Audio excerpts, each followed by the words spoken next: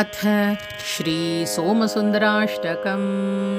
इन्द्र उवाच एकं ब्रह्मा द्वितीयं च परिपूर्णं परापरम् इति योगीयते वेद्यैस्तं वन्दे सोमसुन्दरम्।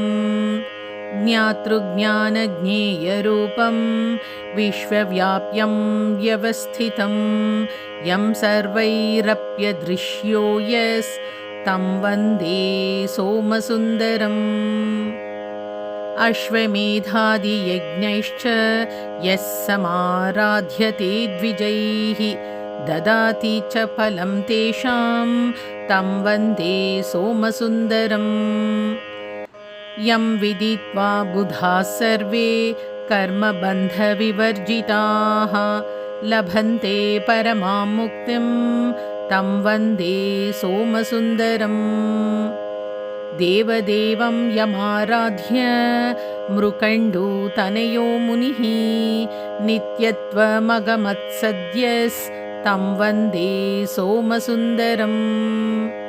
निजनेत्राम्बुजकृतं पूजया परितोषयं श्रीपतिर्लभते चक्रं तं वन्दे सोमसुन्दरम्। येन सर्वं जगत्सृष्टं रक्षितं संहृतं क्रमात् न त्वं विज्ञानमानन्दं तं वन्दे सोमसुन्दरम्। यस्मात् परं चापरं च किञ्चिद्वस्तु न विद्यते ईश्वरं सर्वभूतानां तं वन्दे सोमसुन्दरम्। यस्मै वेदाश्च चत्वारो नमस्यन्त वपुर्धराः ईशानं सर्वविद्यानां तं वन्दे सोमसुन्दरम्। यस्य प्रमाणमात्रेण सन्ति सर्वाश्च सम्पदः सर्वसिद्धिप्रदं शम्भुं तं वन्दे सोमसुन्दरम्।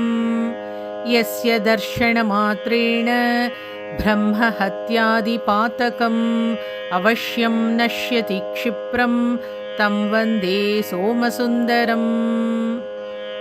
उत्तमाङ्गञ्च चरणं ब्रह्मणा विष्णुनापि च न दृश्यते यस्य यत्नस्तं वन्दे सोमसुन्दरम्।